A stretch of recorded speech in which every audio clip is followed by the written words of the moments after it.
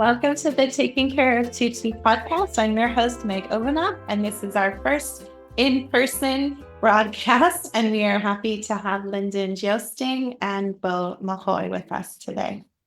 So I'd love for you guys to both introduce yourself, and then I think they're going to start by talking about their service for the Nisei Veterans. Okay.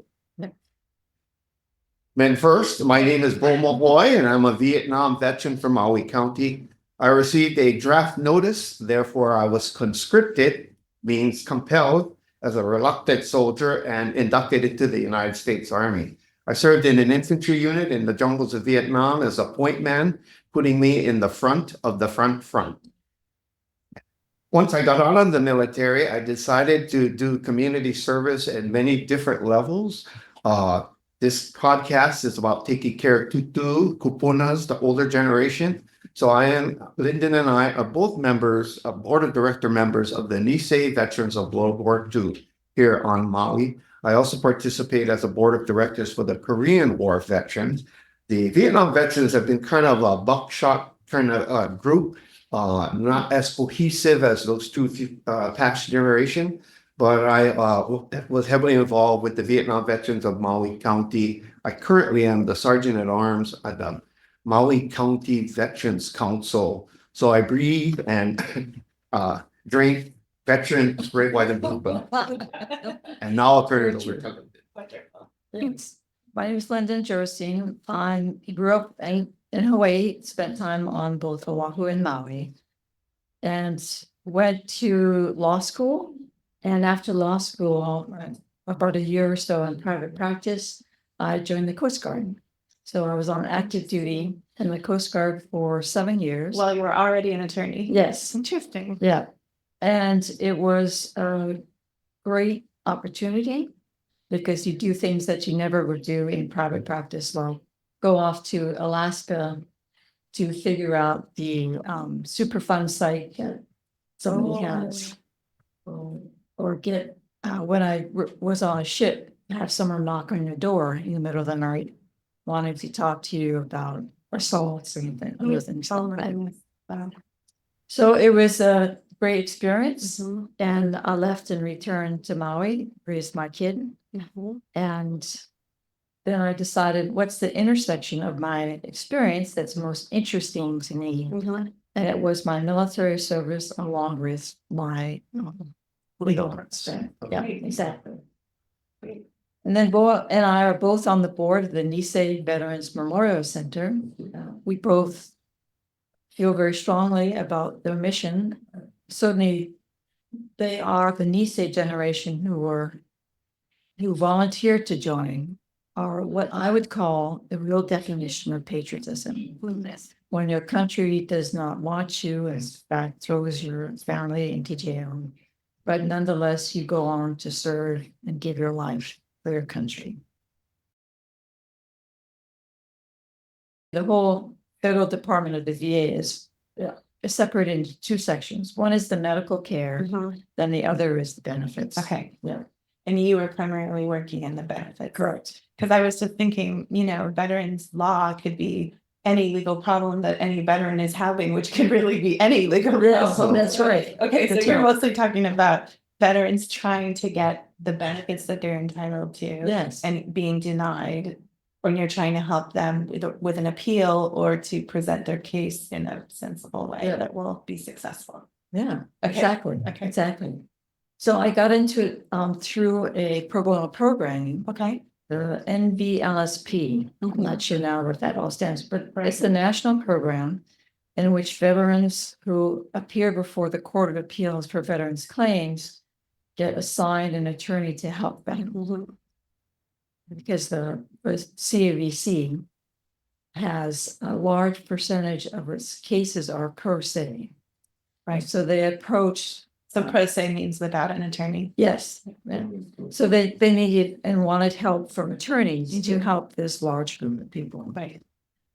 So I would say veterans law is really an administrative law practice. And then on appeals, there's federal courts that you would practice before. It's not a disability pay is not a lucrative area. Let's put it that way. And for example, if you're 50% disabled, you get only $1,041.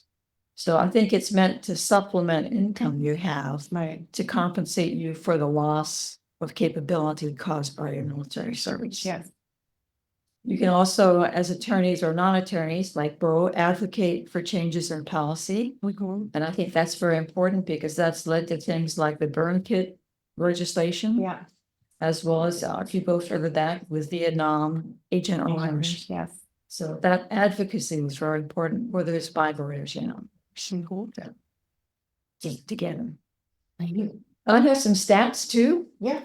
Within the VA itself in the benefits area, they have 967,277 claims. So almost 1 million claims. Yeah. Within the past year, their estimate is that the claims that have been there for more than 125 days is 237,000. The widow has agreed that she would like to have me represent her, and that we're in the process of doing that. Same kind of thing, which is to prove that his injuries at the time of death were caused by experiences in the service. And so the potential is that she could be awarded service disability, disability income for his service. Yeah, he's Back.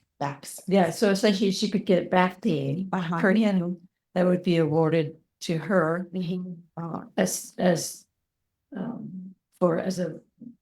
how do I say it, not a benefit that he would have received. Yes. Had they recognized his condition earlier. And like you said, it's not just the money, although I'm sure the money is useful and it doesn't make up for what happened, but I can see how that would be really validating to the surviving spouse who was with him all these years. Exactly. And really like concretely connecting that and have that recognized in his service. Yes. I think that would be very meaningful for someone. Yes. I mean, beyond just the financial. Yes, exactly. I mean, he suffered for PTSD again for decades, never diagnosed. Yeah. When he retired is when it surfaced. I know Bill Staten talked about this too, is that once you have sort of the opportunity for your mind to dwell on something, then it pops up. Your awake time is consumed by, I think Bill said work, he was a workaholic. Yeah. So Yeah. your awake time Yes. is consumed with the work that you're doing, the long hours, not going home, Yeah. Right. staying at the office, and then it starts to affect the family. So, Right. But that's a compensatory way to deal with it. And Exactly. I think what he said was when some of the World War II veterans were retiring, their families noticed now that they had a little bit more headspace, that they were starting to see how that was affecting one more. Yeah. So that I would say that's one of the heartfelt stories of being able to get the evidence to connect this World War II vet with his service in the South Pacific. Yeah. With his ultimately condition that killed him. Yeah. And she passed away also, and she actually got the compensation the day before she passed away. Oh my gosh. And if she had passed before she had gotten the check, then the claim is not inherited by anyone else in the family. It just sort of stopped. It would have stopped and have gone back to the government. Wow. So a family cannot take on a claim. Only a Yes. spouse. Yeah. Wow. So it's very it's tricky, but limited. it's doable. No? Yes, Yeah. yes. We started with the Nisei Veterans. I just want to say this real quickly, regarding Yeah. the Nisei Veterans. The Nisei Veterans of World War II set the highest bar of valor, honor, and patriotism for us, the generations that follow. They won 21 Medal of Honors, 560 Silver Star, and over 4,000 Purple Hearts. Again, the military was segregated back in those days, and it's through their work and efforts and the boots that we now feel that we lead a better life here in Maui County, state of Hawaii, of course, the nation. And Yeah, I'd agree that that's a great place to wrap up. yep. That's why you serve on the board, both of you. Correct. Yeah. And the things that they went through, Yeah. we can't even imagine now. But I do know that some of the things included officers who set them into very, very difficult battles because they were Japanese and they would be killed. And they were indifferent to that. So that's those kinds of experience that they overcome those things or live with that and use it in service to other people in our community, which we're very fortunate on Maui to have these people be part of the community, continuing to serve.